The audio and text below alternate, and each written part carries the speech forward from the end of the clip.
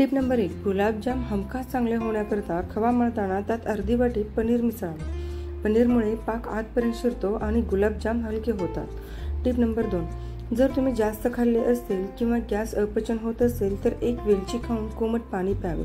यामुळे पचनाच्या समस्या दूर होण्यास मदत होते. टिप नंबर 3, किसणीवर गूळ किसताना किसणीला किंवा विळीला तेलाचा हात लावावा, गूळ चिटकत नाही. टिप नंबर 4, पनीरची भाजी घट्ट होण्यासाठी तीळ भिजत घालून मसाल्यामध्ये वाटणात घाला. भाजी घट्ट आणि स्वादिष्ट होते. टिप नंबर 5, बाजरीची भाकरी बनवताना मोडत असेल तर चिमूटभर गव्हाचे पीठ मिक्स करा. बाजरीची भाकरी बनवताना मोडणार नाही.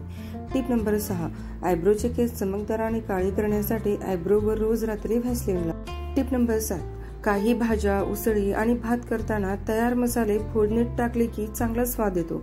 अशा वेळी हे मसाले डायरेक्ट फोडणीत टाकले तर करपतात.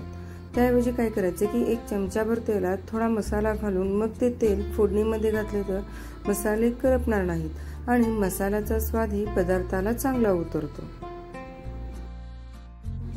तुम्हाला माहिती आहे की गवती चहा आपल्या आहारामध्ये घेतलं तर आपल्याला किती फायदा होऊ शकतो किंवा आपण किती रोगांपासून दूर होऊ शकतो.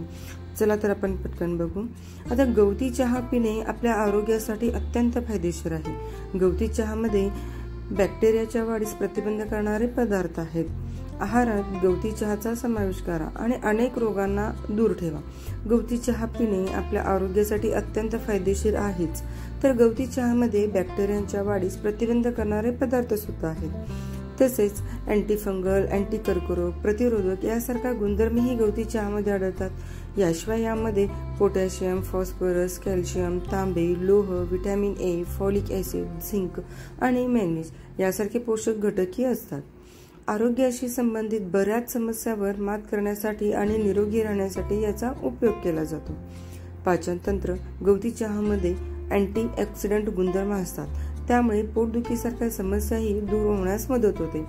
गवती चहाचा उपयोग ओटीपोटात दुखणे, बद्धकोष्ठता, अतिसार आणि सूज येणे यासारख्या समस्या टाळण्यासाठीही केला जातो. हे 5 प्रणाली मजबूत बनवते. आता पेरू का खायचा? रोज एक जरूर पेरू खा. चला तर टिप नंबर 13, सलग 8 दिवस रोज एक पेरू खाल्ल्याने बद्धकोष्ठतेचा त्रास दूर होतो. टिप नंबर 14, दातदुखी, हिरड्यांना सूज किंवा तोंड आले असल्यास 1 ग्लास पाण्यामध्ये पेरूच्या झाडाची 5 ते 6 पानं किंवा झाडाचे साल टाकून उकळावे आणि ते कोमट झाल्यानंतर त्याने गुळण्या कराव्यात. टिप नंबर 15, शक्यतो पेरू जेवणानंतर खावा व रोज एकापेक्षा जास्त पेरू खाऊ नये, त्याने पचनक्रिया बिघडण्याची शक्यता असते. टिप नंबर 16, आंघोळीनंतर एलोवेरा जेल चेहऱ्यावर लावा. कोरफडातील दाहक विरोधी गुणधर्म आणि त्याचे थंड गुणधर्म त्वचेला आराम देतात. एलोवेरा जेल चेहऱ्यावर लावल्याने त्वचेला कोरडेपणा तर दूर होईलच, पण चेहरा मुलायम देखील होईल. टिप नंबर 17, जर तुमच्या पायांच्या टाचांना तडे गेले असतील तर मोहरीच्या तेलात थोडी हळद मिसळून लावल्याने टाच बरी होण्यास मदत होते. टिप नंबर 18, ॲनिमियाचा म्हणजेच रक्त कमी असणे त्रास असलेल्या महिलांनी 3 खजूर रात्रभर पाण्यात भिजवून ठेवाव्यात आणि दुसऱ्या दिवशी सकाळी रिकाम्या पोटी खाव्यात आणि त्याचे पाणी प्यावे. त्यामुळे ॲनिमिया लवकर बरा होईल. टिप नंबर 19, जर ऐकायला कमी येत असेल तर किंचित खोबरेल तेल बोटाला लावून ते कानामध्ये चोळावे. टिप नंबर 20, जास्तीचे आले आणले असल्यास कुंडीतील ओलसर मातीत पुरून ठेवावे, त्यामुळे तुम्ही पाहिजे तेव्हा वापरू शकता. टिप नंबर 21, तुम्ही तुमच्या शरीराला जितकी जास्त विश्रांती द्याल तितका जास्त आळस आपल्याला येतो आणि शरीराकडून जेवढे जास्त काम कराल तेवढे ते जास्त काम करेल. त्यामुळे नेहमी ॲक्टिव्ह राहून आपल्या शरीराला निरोगी ठेवा. टिप नंबर 22, दूध, साय, हळद आणि बेसन पिठाचे मिश्रण एकत्र करून त्याचा लेप चेहऱ्याला लावल्याने चेहरा सुंदर होतो. टिप नंबर 23, हिरव्या भाज्या पोषक तत्वाने परिपूर्ण असतात. भाज्यामध्ये व्हिटॅमिन, मिनरल्स असतात जे शरीरासाठी फार आवश्यक असतात. वजन कमी करण्याच्या प्रयत्नात असल्यास तर तुम्ही हिरव्या भाज्यांचे सेवन करू शकता. सध्या पावसाळा सुरू आहे, सो काळजीने. टिप नंबर 24, अंजीर खूप शक्तिशाली आहे. पाण्यात भिजवून खाल्ल्याने त्याचा जास्त फायदा होतो.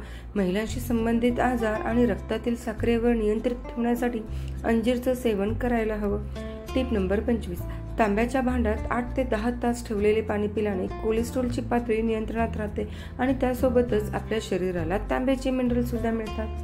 टिप नंबर 26, उसाच्या रसात आल्याचा रस मिसळून घ्या. शरीरातील उष्णता कमी होते. Tip number 27. कोरफडमध्ये हळद मिसळून चेहऱ्यावर लावल्याने डाग नाहीसे होतात. Tip number 28. गुलाब पाणी चेहऱ्यावर लावल्याने चेहऱ्यावरील डाग नाहीसे होतात आणि चेहरा सुंदर बनतो. Tip number 29. कांद्याचा रस केसांना लावल्यास केस गळणे, पांढरे होणे थांबते आणि केस चमकदार देखील होतात. लास्ट आणि बेस्ट टिप नंबर 30. लिंबू आणि आल्याचा रस घेतल्याने पोटाची वाढलेली चरबी कमी होते. चला तर टिप्स कशा वाटल्या कमेंट करून नक्कीच सांगा. आवडल्यास लाईक करा, शेअर करा, सबस्क्राईब करायला विसरू नका. See you in next video. Bye bye. Take care.